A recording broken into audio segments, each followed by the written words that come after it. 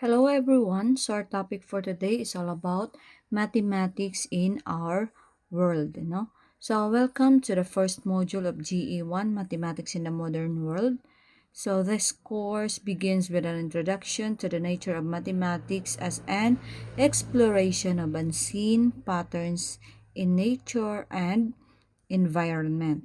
So a rich language in itself governed by logic and reasoning, and an application of inductive and deductive reasoning. Section 1 is composed of the following. So, mathematics in our world, mathematics language and symbols, problem solving and reasoning. No? So, these topics will allow students to go beyond the typical understanding of mathematics as purely a bunch of memorized formulas and duplicated mathematical computations, but as a powerful tool used to understand better and the world around us. Moreover, we will discuss and argue about the nature of mathematics. So, what it is and how it is expressed, represented, and used. We will study mathematics as a language in order to read and write mathematical text and communicate ideas with precision and conciseness. We will also justify statements and arguments made about mathematics and mathematical concepts using different methods of reasoning. Okay, so mathematics has always been perceived as a study of numbers, common symbols and roles. So it is an art of geometric shapes and patterns, a tool in decision making and problem solving. So it has a language that differs from the ordinary speech. It is done with curiosity, with a penchant of for seeking patterns and generalities, with desire to know the truth, the trial and error, and without the fear of facing more questions and problems to solve. So the following diagram shows the very nature of mathematics. So we have here the nature of mathematics, which are mathematics is an art, the study of patterns. Mathematics is a language. Mathematics is a process of thinking and a set of problem solving tools. So pag sinabing mathematics is an art, so 'di ba? Ah, pag nagdo-draw kahit sa pag-drawing na lang natin may mathematics kasi 'di ba may mga measurement doon, ano pa? May mga shapes, formulas, may computations. What else? Mathematics is a language, no? Why it is said that mathematics is a language, no? So it is said that mathematics is a universal language because so kahit saang lugar, 'di ba, ginagamit yung mathematics. Kung ano or kung paano mag-solve dito sa Pilipinas, ganun din sa ibang bansa, the same din. Kung nag-a-add tayo, nagmo-multiply, ano pa, nagdi-divide, ganun din sa ibang bansa yung result nun pag nagko-compute sila, a process of thinking. So, sama siya, process of thinking and a set of problem-solving tools, In this module, we will focus on the mathematics in our world, the study of patterns. The lesson is anchored by the following core ideas.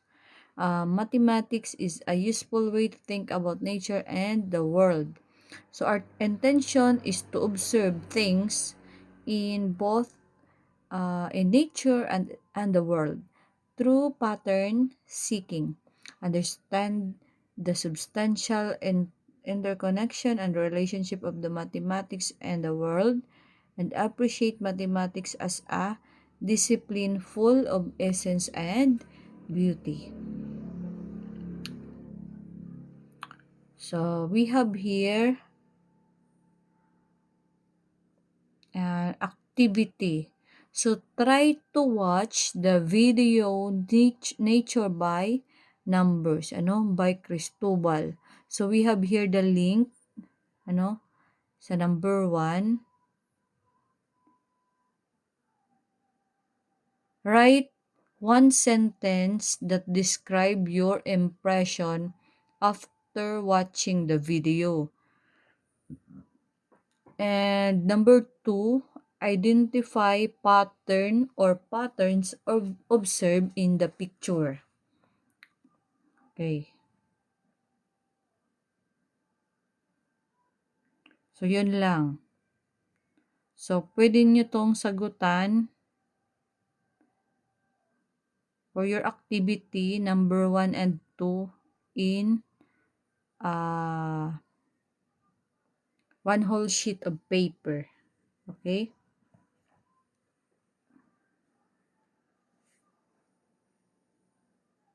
So, we have here the patterns and numbers in nature and the world. So, when we buy clothes, accessories, furniture, house, decorations, and other similar objects, we tend to look for beautiful geometric designs or patterns. So, danay sa mga bado, di ba, may mga, ay bagaw pa niyo, mga polka dots, checkered, may mga geometric shapes, mayaon, ito natawag si tulain sa checkered stripe, may mga pattern na makikita kam sa bado. How about the furnitures, mayaon lat sa accessories, sa mga kwintas, kung pabilog, pa heart, pa diamond, paublong, house decorations. In the house decorations, di ba? Danay sa mga curtain, may makikita ka paprehoan mga design. So, it is considered as patterns. We appreciate the patterns seen in the colorful wings of butterflies, the arrangement of flowers, and the leaves. Sa leaves, meron din. Sa flowers, just like sunflower. The reflection of the mountain tops to the clear water of the lakes. The different shapes of clouds in the skies, mayon gihapon patterns and other patterns seen in the nature, In the busy street of the cities, we are impressed by the intricate but well-designed modern homes and high-rise buildings. So we are wowed by nature and man-made creations because of these repeated designs of geometric visuals. So repeated ways or occurrences that happens or was done are also considered as patterns. So kung makaimod ka mga repetitive ways, nga nag-o-occur or nakikita, paulit-ulit na nakikita, Ano, it is considered as patterns. Okay? So for example, the cycle of moon, the changing seasons, and even the transmission pattern of the COVID-19 pandemic, patterns around us, it is everywhere and are very and and and are in every people's task or activity.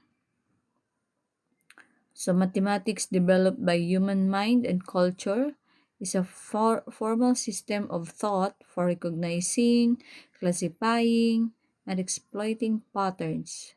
So mathematics is indeed a study of patterns mathematics.